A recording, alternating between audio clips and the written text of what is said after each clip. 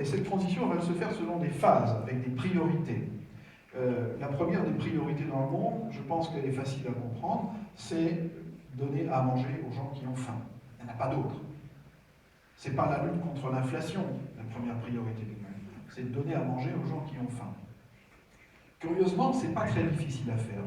Parce que, encore une fois, nous avons des ressources déjà suffisantes aujourd'hui. Ce qu'il faut, c'est permettre à cette nourriture d'être distribuée. Aujourd'hui, vous avez des grands stocks dans le monde, des stocks de sécurité, et la nourriture est dans ces stocks, et elle pourrit dans ces stocks d'ailleurs.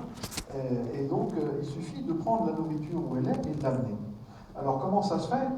Regardez autour de vous, c'est très facile, les moyens logistiques, ils existent. Regardez combien nous avons de savoir-faire en termes de transport, qu'il soit aérien, qu'il soit terrestre, qu'il soit par bateau. Et d'ailleurs, je vais vous confier un secret, ne le répétez pas, si ça sort d'ici, comme disait Coluche, on saura que c'est vous. Les multinationales aujourd'hui qui développent leur pouvoir de manière tentaculaire dans le monde sont en train de préparer à leur insu le futur système de redistribution. Parce qu'elles ont déjà tout un savoir et toute une organisation qui est prête à être utilisée lorsque le moment sera venu, de façon à pouvoir rapidement mettre en place ces nouvelles mesures.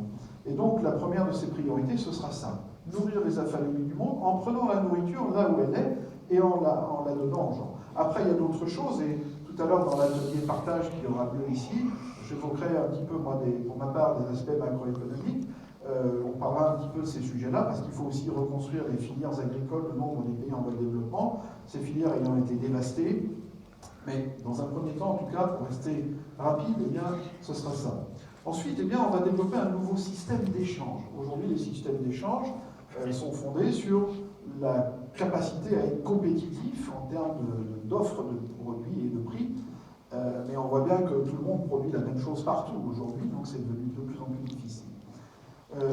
Aujourd'hui, en fait, les nations ont toutes, pour leur population, des besoins, et elles sont toutes capables de produire des choses, et il y en a d'autres qui ne produisent pas.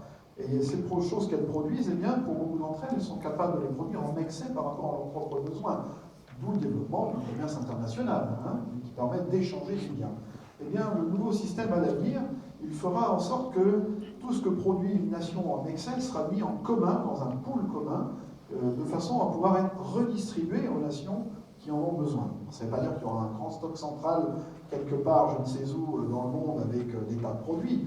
C'est pas comme ça que ça se fera, c'est un système un peu plus complexe que ça, une sorte de troc sophistiqué qui va se mettre en place. Mais le principe est celui-là. Les nations comme la nôtre, par exemple, qui produisent énormément de choses, eh bien, mettront à disposition du monde tout ce qu'elles ont en excédent.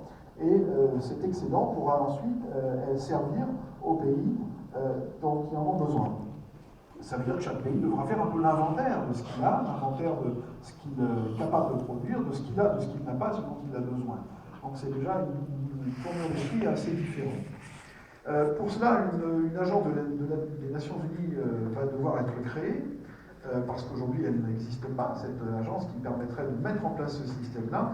Et l'ONU, on en parlera dans l'atelier partage aussi tout à l'heure, l'ONU va jouer un rôle fondamental, bien entendu, à l'avenir, parce que l'ONU est le système qui montre la synthèse de l'humanité, qui permet à l'humanité d'avoir un espace où communiquer, traiter tout un tas de sortes de problèmes. Et aujourd'hui, bien sûr, l'ONU est empêtrée par les luttes entre les puissances, souvent les grandes puissances, mais en fait, on peut avoir, c'est une des forces de la politique de l'avenir pour l'humanité.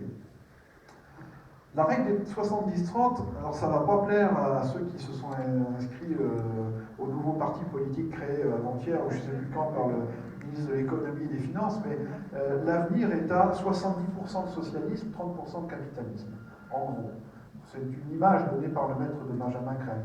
C'est-à-dire que tout ce qui est besoin fondamental, les infrastructures d'un pays par exemple, devront appartenir à la population de ce pays. Elles ne seront pas privatisées dans le sens que leur propriété pourra dépendre d'une société étrangère par exemple, mais il faudra que par l'économie, les gens se réapproprient démocratiquement les biens de leur propre nation. Donc tout ce qui impacte la stabilité d'un pays à long terme sera du domaine public. Et puis, bien sûr, la liberté d'entreprendre, la créativité économique des entrepreneurs continuera à être utilisée et stimulée. Voilà. Donc l'objectif, je vois qu'il me reste 2 minutes, l'objectif c'est de retrouver une économie de communauté d'avoir la justice sociale, parce que ça,